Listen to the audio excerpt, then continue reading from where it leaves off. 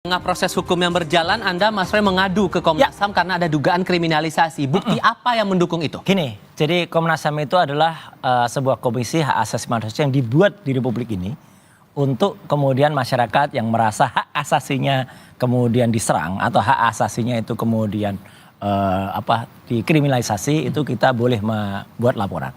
Dan apa yang terjadi adalah kami ini adalah peneliti, kami ini berdasar sains ya gitu. Palsu atau tidak, fake or not fake, match or mismatch, itu adalah definisi ilmiah. Dan ketika kita mengungkapkan tiba-tiba kami oke lah kalau 310, 311 atau 27A yang tadi disampaikan Bang Silvester itu kan memang pencemaran baik. Itu akan kita hadapi. Tapi tiba-tiba ada sebuah pasal atau dua tepatnya, pasal 32 dan 35 di Undang-Undang ITE yang kebetulan, mohon maaf sekali lagi Mas Rifa, saya termasuk tim yang dulu merumus itu dan saya mengerti betul karena saya menyusun naskah akademiknya. Itu tujuannya bukan untuk itu. Itu tujuannya kalau ada orang transaksi kirim 1.000 diubah jadi 10.000 itu kena. Ada barang palsu dikatakan asli, ya itu kena. Makanya ini kita jangan sampai kasus Prita Mulyansari yang dulu pernah terjadi, dan saya termasuk pembelanya waktu itu, Ali ya, yang kemudian dihadirkan, itu kemudian digunakan lagi. Prita itu dikriminalisasi karena waktu itu dia hanya curhat, kemudian diserang oleh Rumah Sakit Omni Batavia waktu itu, dan digunakan pasal yang tidak sesungguhnya. Ini juga pasal yang tidak sesungguhnya. Jadi pasal itulah 32, 35 itulah yang kami sebut itu kriminalisasi. Yang Anda harapkan dari Komnas HAM adalah? Ya, pembelaan terhadap hak-hak asasi manusia termasuk kepada kami ini tidak usah kemudian kalau ada orang yang menggunakan tangan institusi lain ya kemudian untuk mengkriminalisasi dengan pasal-pasal yang tidak tepat. Oke, dugaannya karena itu masalah Undang-Undang ITE tepat nggak menurut Anda kalau itu dibilang kriminalisasi? Enggak ya, jadi terlalu prematur Mas Roy, maaf ya. Jadi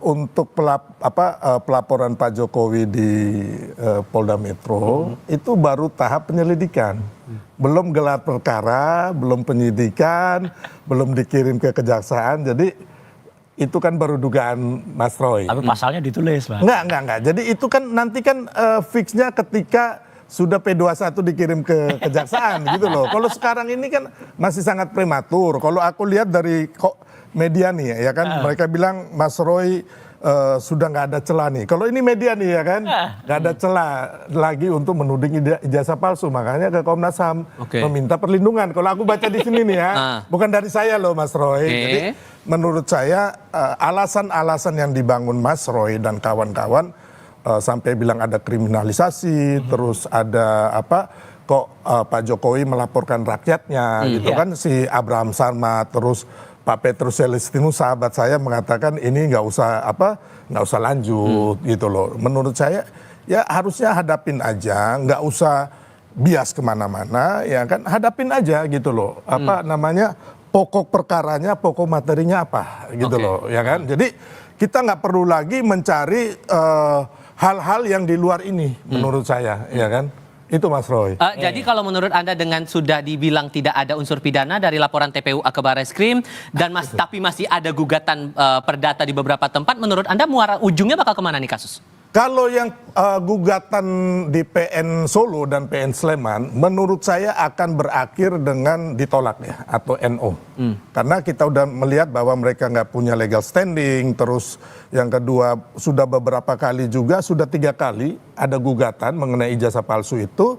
Kalau nggak salah di PN Jakarta Pusat, terus di Solo juga, sama di Petun, itu 3-tiganya itu yang satu mereka tarik mundur, yang duanya NO juga. Gitu. Jadi ini kita melihat yang lalu dan yang sekarang, saya nggak tahu lagi bukti baru apa yang akan mereka ajukan, novum baru apa gitu loh. Yang kalau menurut saya sih nggak ada. Jadi kembali lagi kalau saya melihat ini yang harusnya sebagai sahabat, saya boleh mengatakan Mas Roy harus fokus yang mereka dilaporkan. Karena kalau yang di Solo, kemungkinan Mas Roy nggak ikut ya sama Sleman.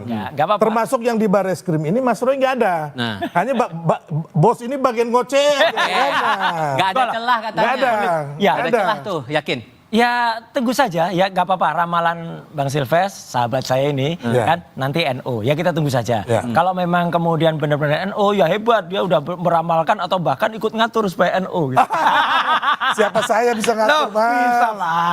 Saya bukan siapa-siapa di Republik ini. Kan, kalau Mas Roy kan orang yang hebat ini, ya kan? Gitu. Jadi gini, yang tahu semua hal. Ya kan? Tapi artinya gini. Semakin ada nanti apakah bukti baru itu bisa ada. Ya bisa jadi seperti dulu kasus misalnya gubernur di Sumatera Utara, ya kan? Ya. Lewat proses bupati, gitu, tapi tiba-tiba ketika gubernur pada saatnya akan terbukti. Ini pun saya juga percaya pada saatnya juga akan terbukti. Gitu loh. Karena seperti apa? Seperti tiba-tiba di ujung tiba-tiba kita bicara, ya saya harus bilang, tiba-tiba ada seorang yang sangat jujur, seorang yang namanya Pak Kasmujo yang dulu disebut-sebut dosen pembimbing skripsi terus diralat dosen pembimbing akademik. Pak Kasmujonya bilang saya bukan dosen pembimbing skripsi dan saya masih asdos. Ya kayak gitulah. Nanti akan ya, ada. saya sih kalau Mas kembali mau itu saya ada bawa sedikit bukti ya. Apa tuh? Mas Suryo Roy bilang Pak bahwa Dumatno itu. ini Pak Dumatno ini adalah foto yang ini.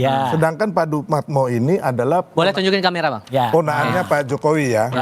Beda usianya, kalau Pak Jokowi lulus tahun 85, Pak Dumatno ini kelahiran 77 ya Mas. 77, Juli 77. Berarti usianya baru 8 tahun. Jadi kalau dipalsukan tahun 85. Nah, dipalsukannya nggak tahun 85. Oke, tahun berapa? Iya, ada nanti pada buktinya. Nah, jadi Dumatno ini kalau tahun 85 masih berarti kecil. usianya baru 8 tahun. Setuju. Makanya ini kan sangat, makanya Mas Roy dan kawan-kawan itu menarasikan bahwa pakar segala macam termasuk si Rismon, kenapa hal yang kecil ini aja Anda semua ini salah. Oke. Enggak salah. Oke. Enggak salah. Insya Allah itu enggak. So, dengan tadi Anda masih bersikeras begitu, tambah lagi Pak Jokowi berharap ini bisa lanjut kasusnya ke pengadilan. Anda berharap ini memang lanjut ke proses pengadilan itu atau ada ruang untuk coba berdamai?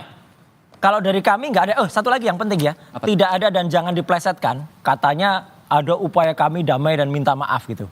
Insya Allah tidak. Ya gitu. Kita memang harus sampaikan dengan detail dan kalaupun ini belum terbukti sekarang, saya percaya. Ya udah kita salaman ya berarti.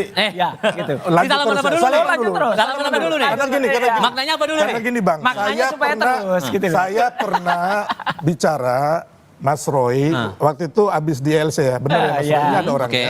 Saya bilang Mas Roy ngapain sih, maaf nih saya bilang Mas Roy kan udah tua, ini kan nanti menjerat Mas Roy, bener kan?